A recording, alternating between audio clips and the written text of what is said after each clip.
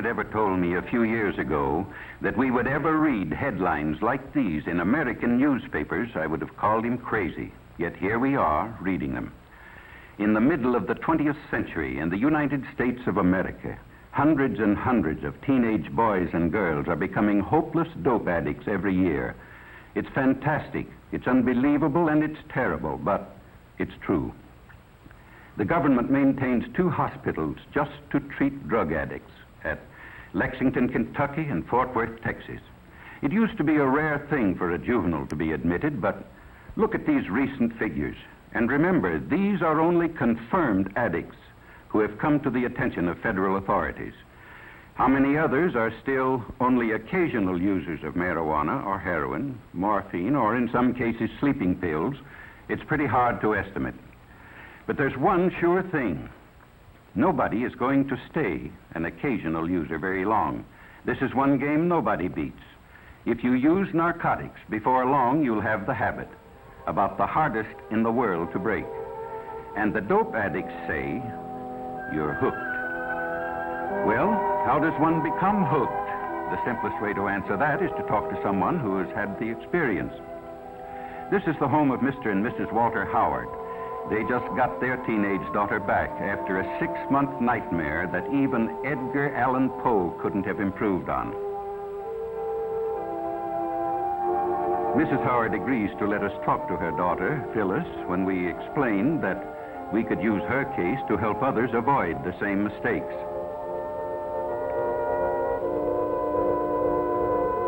This is Phyllis as she looked 6 months ago, a senior in high school, pretty as a picture. Just recently, she was released from the narcotic ward of the county jail in the custody of her parents. It's hard to believe that this girl is the same as the one in the picture, but it doesn't take long for the drug habit to make anyone over.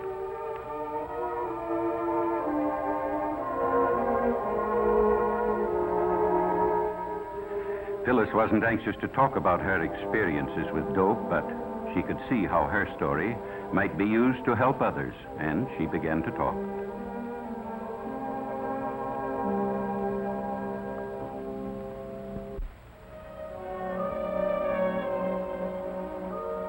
I guess I knew about reefers, that's marijuana, ever since junior high. Some of the boys smoked them, the ones who couldn't get along, who were afraid of everything. You know, the ones with no backbone.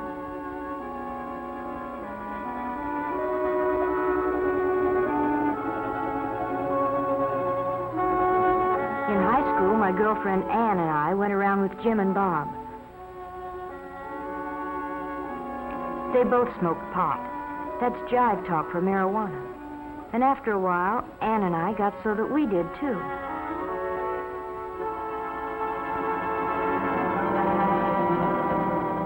It's funny what it does to you. Everything speeds up to 100 miles an hour. You think you're real sharp and you laugh a lot.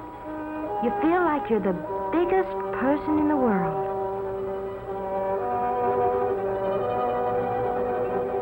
But I didn't feel so good when I came home high that night. My dad knew something was wrong, but he didn't know what. Mother was sure her daughter would never do anything bad. I'd been smoking pot for quite a while before I met Chuck. I guess he was what the newspapers call a peddler. He supplied the kids at school with whatever they wanted. Most of them used reefers like us, but some liked stronger things. There was something intriguing and different about Chuck. I guess I appealed to him in some way, too. Anyway, I found out later what it was about him.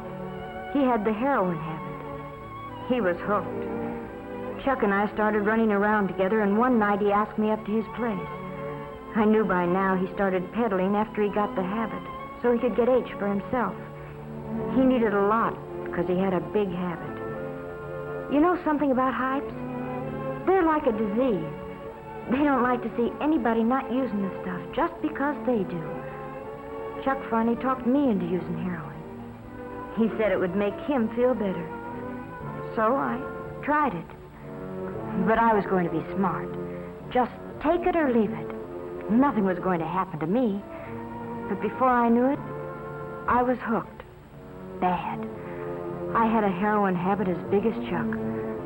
I hadn't been home in weeks. Oh, Chuck and I were married, but it didn't matter very much. Nothing does. Not when you're on H. All you think about day and night is dope.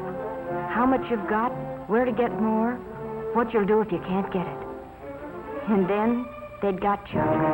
They had to eventually, I knew that, but it didn't matter much. Nothing did except H. All of a sudden, it hit me. If Chuck had seen the cops coming, he might have got rid of our supply.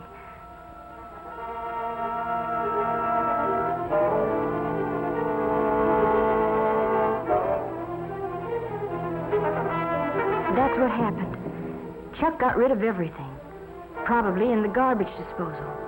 Oh, that's a favorite trick of Hype's when they're going to be arrested. But it left me in an awful spot. I needed a fix bad. So bad I didn't care whether I lived or died.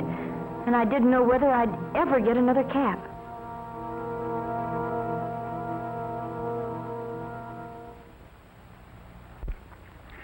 In the meantime, Phyllis's parents had nearly gone crazy. They hadn't seen or heard from their daughter in months. Mr. Howard checked every newspaper story that might by any remote chance have to do with Phyllis. But gradually their hopes died. They were almost convinced she was dead. But I wasn't dead. I tried once to kick off the habit, but I was too far gone. You know, the police say, find a heroin addict and you find a criminal, and that's just about it. If you're hooked bad, it costs about $30 a day for H. Boys get the money by stealing or swiping car parts, maybe by holdups. Girls take up street walking or do what I did, become peddlers themselves. When Chuck went to jail, I used his contacts and peddled dope myself.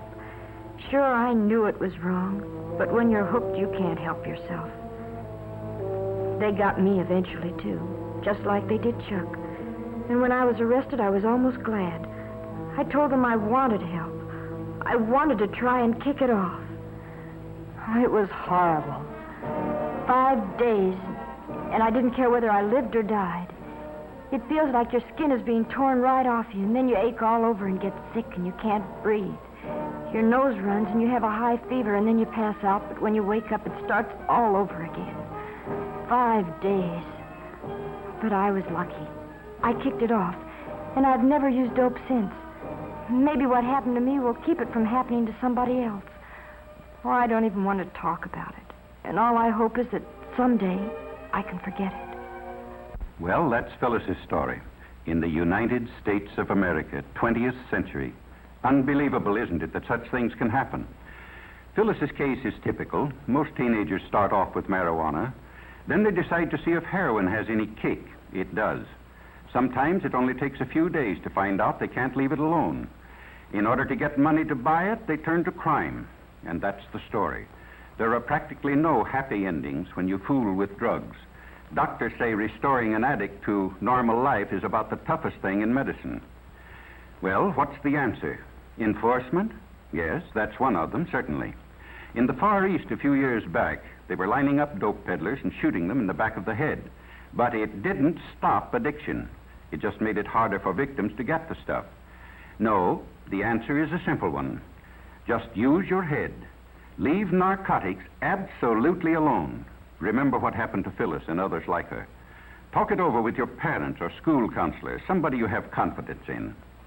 Some say the Reds are promoting dope traffic in the United States to undermine national morale. They did it in China a few years back. It's certainly true that the increased use of narcotics plays right into their hands. But why not show everybody, including ourselves, that young American men and women have too much intelligence to make such a stupid, ghastly, tragic mistake?